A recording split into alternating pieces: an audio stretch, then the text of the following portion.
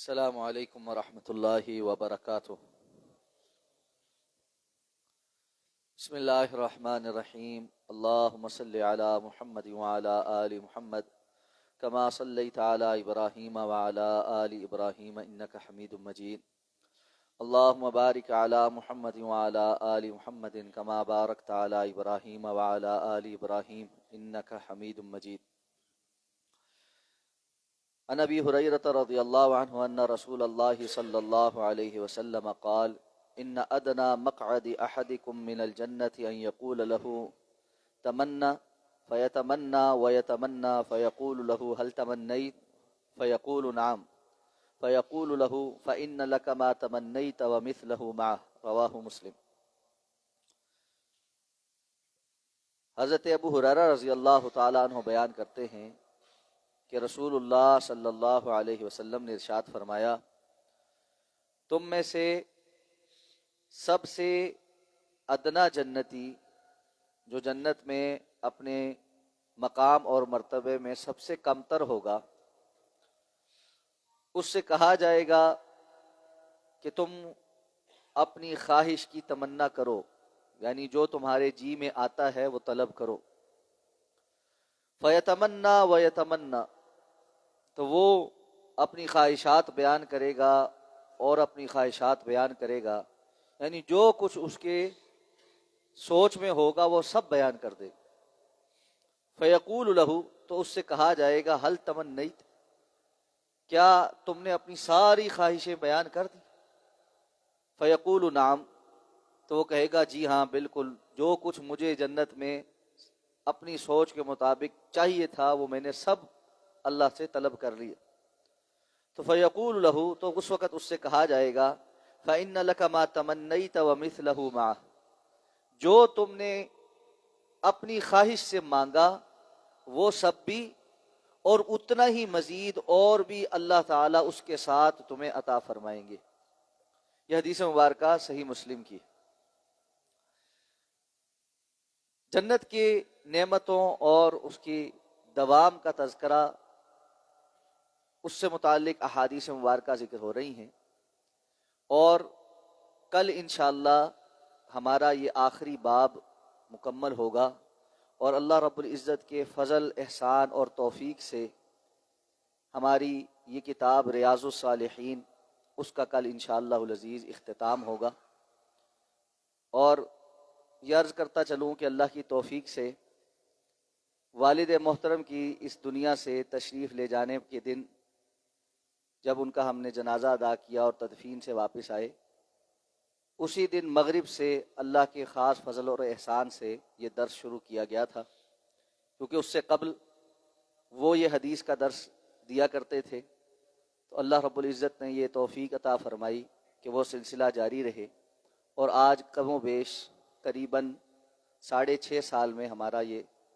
سلسلہ درس کا ریاض الصالحین کا مکمل ہو رہا ہے، اور کل انشاءاللہ اس سلسلے میں ہمارا اختتامی درس ہوگا۔ آپ صلی اللہ علیہ وسلم کی اس حدیث مبارکہ میں جنت کی نعمتوں کی عظمت اور وہاں پر اللہ نے کیا کچھ عطا فرمانا ہے اس کی ایک جھلک بتلائی گئی کہ سب سے ادنا جنتی، اسے اس بات کا اختیار دیا جائے گا کہ تم خواہش کرو، اور وہ خواہش کرے گا اور خواہش کرے گا، یعنی یہ الفاظ یہ ہیں کہ وہ جتنی خواہش کر سکے گا اپنی سوچ کے مطابق خواہش کرتا چلا جائے، اور اس سلسلے میں جو کچھ وہ طلب کرے گا وہ سب اس کو یقیناً میسر آئے گا، اس لیے کہ قرآن مجید میں اللہ نے یہ وعدہ کیا ہے وَلَكُمْ فِيهَا مَا تَشْتَهِي أَنفُسُكُمْ وَلَكُمْ فِيهَا مَا تَدَّعُونَ، جنت میں جو کچھ تمہارے نفس چاہیں گے وہ سب تمہیں میسر ہوگا، جس چیز کا تم نام لوگے پکارو گے وہ تمہیں دی جائے گی۔ تو جنت میں یہ ساری نعمتیں ملیں گی، اور ظاہر بات ہے انسان محدود ہے تو اس کی خواہشیں بھی پھر بھی محدود ہی ہیں، اور اس کی سوچ بھی محدود ہی ہے، اور جیسے کہ پہلے بات ہو چکی ہے، یہ ادنا جنتی ایسا نہیں ہے کہ جو ڈائریکٹ جنت میں پہنچا ہو، بلکہ یہ وہ ہے جس نے زندگی میں صرف کلمہ پڑھا تھا اور اس کے بعد یہ جہنم میں اپنے بدعمالیوں کی سزا بھگت کر اللہ کے فضل سے جنت میں داخل کیا گیا ہے۔ ایسے میں جو بندہ جہنم کی صعوبتیں برداشت کر کے آ رہا ہو، اس کی سوچ کتنی ہو سکتی؟ تو وہ جنت میں اپنی تمام تر خواہشات کے مطابق جب مانگ لے گا تو اللہ تعالیٰ اس کو فرمائیں گے کہ یہ بھی اور اس جس جیسا اور یعنی دگنا اللہ تعالیٰ تمہیں یہاں جنت میں عطا فرمائیں گے۔ تو یہ وہ ادنا جنتی ہے جو سزا بھگت کے آنے والا ہے۔ تو وہ جنتی جو بغیر سزا کے اپنے نامہ اعمال کی نیکیوں کا وزن بھاری ہونے کی وجہ سے جنت میں پہنچے، اور ان میں سے بھی وہ جنہوں نے خاص نیک اعمال کیے اور اللہ کی فضل سے، اللہ کی رحمت سے وہ اعلیٰ ترین جنتوں میں ہیں، ان کی نعمتوں کا کیا حساب کتاب ہوگا۔ یہاں ایک بات اور عرض کرنا چاہتا ہوں کہ فی زمانہ یہ اپنی مرضی کرنے کا بڑا زور ہے۔ یہ جو نیریٹو ہے نا، بیانیہ ہے کہ دنیا کے اندر میں اپنی مرضی کا مالک ہوں، میں جو مرضی کروں، میرا جسم ہے، میری مرضی ہے، میری زندگی ہے، ایک مرتبہ ملی ہے، بار بار ملنی نہیں ہے، اس لیے جو کچھ اس کے اندر اپنے آپ کو راضی کرنے اور خوش کرنے کے لیے کر سکتا ہوں وہ سب کر لینا چاہیے۔ یہ بیانیہ بہت بودا اور بہت ہلکا، اس لیے کہ سب سے پہلے دنیا میں کوئی انسان ایسا نہ تھا، نہ ہے، نہ آئندہ ہوگا جس کی ساری مرضیاں پوری ہو جائیں۔ اس لیے یہ مرضی کا بیانیہ یہ دھوکے کے سوا کچھ نہیں۔ ہمارے ہاں باقاعدہ نئی نسل کو یہ پڑھایا جا رہا ہے، سمجھایا جا رہا ہے کہ آزادی حاصل کرنی ہے، حقوق حاصل کرنے، اور اس آزادی کے نام پر ہر کسی کو